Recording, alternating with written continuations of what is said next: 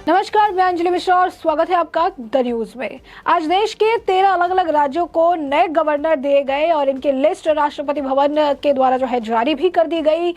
कुछ नाम सामने आए जिसे लेकर अब विपक्ष काफी ज्यादा बौखलाई हुई है, जिसमें से एक नाम आपको बता दें कि अब्दुल नाजीर का है। अब्दुल नाजीर एक ऐसे व्यक्ति है, या यूं कहिए कि सुप्रीम कोर्ट के एक ऐसे जज है जिन्होंने राम जन्मभूमि से लेकर कई ऐतिहासिक वर्डिक्ट में वो एक पार्ट रहे हैं। और अभी इस वक्त कांग्रेस को इस बात से ही तकलीफ है कि जो मोदी के या फिर कहिए कि जो केंद्र की सरकार है उनके फेवर में जो भी फैसला देते हैं उनके लिए ही एक आप कह सकते हैं अपॉर्चुनिटी गवर्नमेंट रखती है।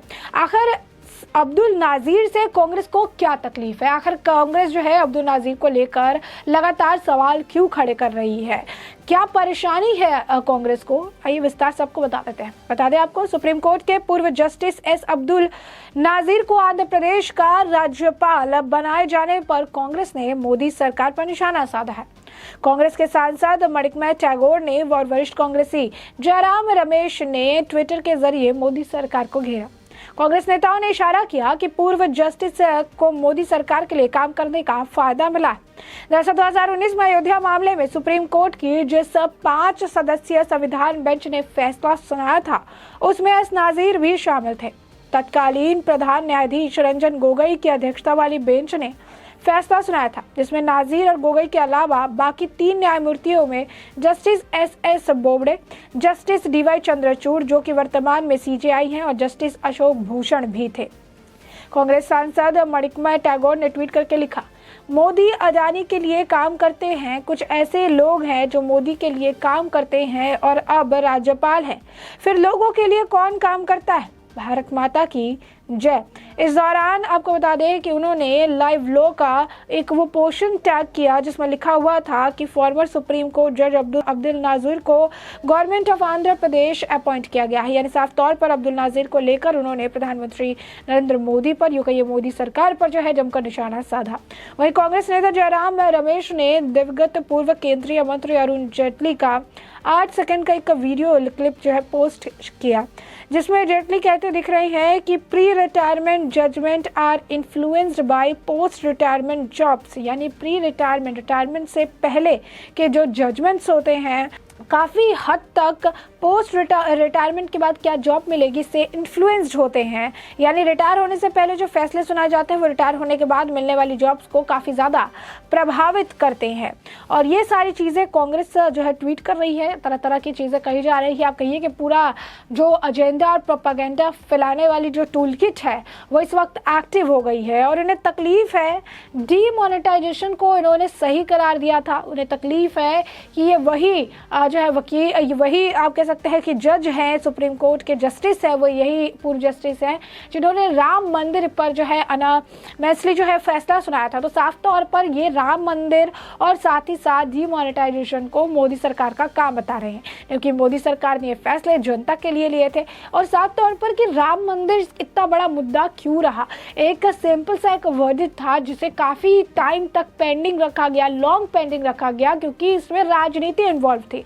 राजनीति की वजह से कई आप कह सकते हैं लंबे समय तक ये खींचता चला गया, काफ़ी लंबे समय इसमें लगे। लेकिन अब जब इसे कर दिया गया, इस बात से भी कांग्रेस को तकलीफ रही। और ये बात अब कांग्रेस के जिस तरीके से वो अब अब्दुल नाजीर को लेकर ट्वीट कर रही है, पूरी की पूरी टूल किट, जिनका मानना है कि राम मंदिर पर इनका वर्डिक्ट था, राम मंदिर में, तो राम मंदिर से इनको पहले तकलीफ थी। और ये बात सभी को पता है कि कांग्रेस को राम मंदिर बनने से तकलीफ थी, लेकिन राम मंदिर के लिए जिन्होंने फैसला सुनाया है उनसे भी इन्हें तकलीफ होने लगी है। अब्दुल नाजीर से भी हमें इस बात के लिए तकलीफ है। वो लगातार जो है अब्दुल नाजीर को लेकर भी ट्वीट कर रहे हैं, चीज़ें बोल रहे हैं। और यही नहीं, इनको फिर जवाब भी दिया गया है। जिस तरीके से ये ट्वीट करके अब्दुल नाजीर को नीचे दिखाने का प्रयास कर रही है, मोदी सरकार पर निशाना साध रहे हैं। कहना है इनका कि मोदी सरकार के लिए जो काम करेगा उसे गवर्नर का पोस्ट दे दिया जाता है। इसी तरीके से सारे लोग काम करते हैं। तो इसे जो इल्ज़ाम ये लगा रहे हैं, इस इल्ज़ाम पर प्रतिक्रिया जो है देते हुए आपको बता दें कि बीजेपी के नेता BL संतोष ने भी ट्वीट किया। उन्होंने भी इस इकोसिस्टम पर, जिस तरीके से कांग्रेस कह रही है, ये इस इकोसिस्टम पर उन्होंने सवाल खड़े किए और बताया कि आखिर कांग्रेस का क्या चेहरा है। क्योंकि कांग्रेस की सरकार के दौरान तो प्रधानमंत्री जो इनके रहे हैं, इन्होंने खुद को ही अवार्ड दे दिया है। लेकिन अब आप देखिए किस तरीके से किसी कोई काम अगर कर रहा है, किसी ने वर्डित दिया है, किसी का एक काफ़ी अच्छा एक पास रहा है, किसी ने काफ़ी अच्छे काम किया है, उस बेसिस पे मिल रहा है, तो इस बात से भी कांग्रेस को तकलीफ है। आपको बता दें कि बीजेपी नेता ने लिखा है, जैसा कि आजकल एक प्रथा बन गई है, कांग्रेस वामपंथी इकोसिस्टम न्यायमूर्ति अब्दुल नाजिर की आंध्र प्रदेश के राज्यपाल के रूप में नियुक्ति का विरोध करता है। इकोसिस्टम पर उनका सबसे बड़ा पाप राम जन्मभूमि का फैसला है। जैसा मैं कहता हूं वैसा करो, ना कि मैं कार्रवाई में ब्रिगेड करता हूं। तो साफ तौर पर उन्होंने ये तंज जो है कांग्रेस पर कसा, जो कांग्रेस लगातार इसे लेकर सवाल खड़े कर रही है। जनता की बात करें तो लोग इस तरीके से भी पूछ रहे हैं, लोग बोल रहे हैं कि आखिर कांग्रेस को तकलीफ किस बात की है। ये वही लोग हैं जो माइनॉरिटी करके चिल्लाते हैं, कहते हैं मुस्लिमों का आरक्षण मिलना चाहिए, काफी बातें कहते हैं इनके नेता द्वारा कहा जाता है। लेकिन आज जब एक मुस्लिम रिटायर्ड जस्टिस को राज्यपाल बनाया जा रहा है, माइनॉरिटीज को इतना कुछ जो है आप कह सकते हैं उपलब्धि दी जा रही है, माइनॉरिटीज के लिए काफी जो है आप कह सकते हैं कि रास्ते खोले जा रहे हैं, एक अच्छा एक बड़ा पद दिया जा रहा है, तो इस बात से भी इन्हें तकलीफ है। ये वही लोग हैं जो कल को ये नारा लगाएंगे, कहेंगे कि मुसलमानों को ये नहीं दिया, ये नहीं दिया, ये नहीं किया। लेकिन आज जब एक पूर्व जस्टिस जो कि एक मुस्लिम जस्टिस हैं, उन्हें आज दिया जा रहा है, उन्हें गवर्नर बनाया जा रहा है, तो इस बात से भी जो है इन्हें तकलीफ है।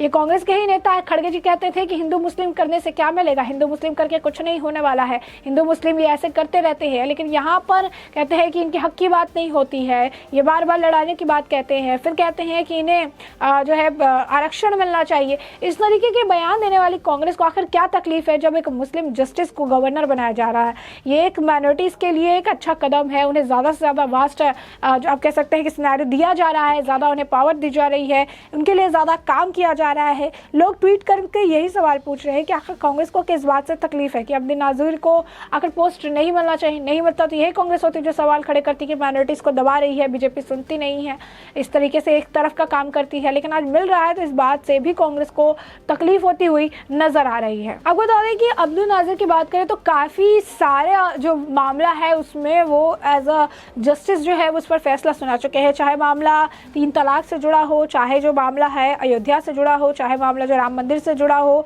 काफ़ी अहम फैसले जो है मामलों की सुनवाई भी उन्होंने की थी।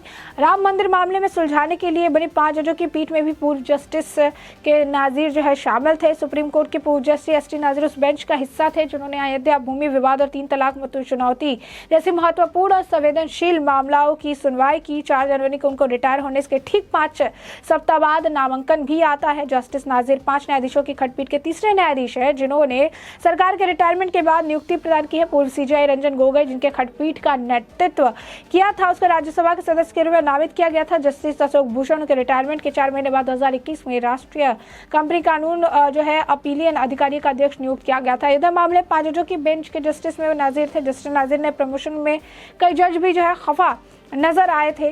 कई महत्वपूर्ण केसों का हिस्सा रहे हैं जस्टिस नाजिर, यानी सिर्फ 1 या 2 नहीं, 10 महीने के कार्यकाल में जस्टिस नाजिर कई बेंचों का हिस्सा रहे। सिर्फ एक ये चीज़ जो बार बार हाईलाइट की जा रही है राम मंदिर से जुड़ी हुई, सिर्फ ये जो आपको कह सकते हैं कि मुद्दा बनाने का जो प्रयास किया जा रहा है, क्योंकि उन्होंने काफ़ी, हमने आपको बताया 3 तलाक का भी मुद्दा था, बाबरी मस्जिद के लिए भी जो एक बेंच फॉर्म हुआ था उसमें भी ये एज ए जस्टिस रहे हैं। लेकिन एक टूल किट जो है इस वक्त काम कर रही है और इस बात से नाजिर से उन्हें तकलीफ हो रही है। नाजिर अपने जो आपको बता दें कि काफ़ी इनकी एक अच्छी एक प्रॉस्पेरियस पास्ट रही है जिस बेसिस पे इन्हें गवर्नर बनाया जा रहा है। लेकिन कांग्रेस जो है राम मंदिर का मुद्दा उठा के लगातार नाजिर और बीजेपी पर निशाना साधती नजर आ रही है। तो ऐसे में हमने आपको ये पूरा मामला बड़े विस्तार से बताया कि पूरा मामला क्या है, और अब इस पूरे मामले पर आपकी भी जो राय हो हमें कॉमेंट सेक्शन में कॉमेंट करके ज़रूर साझा करें। धन्यवाद।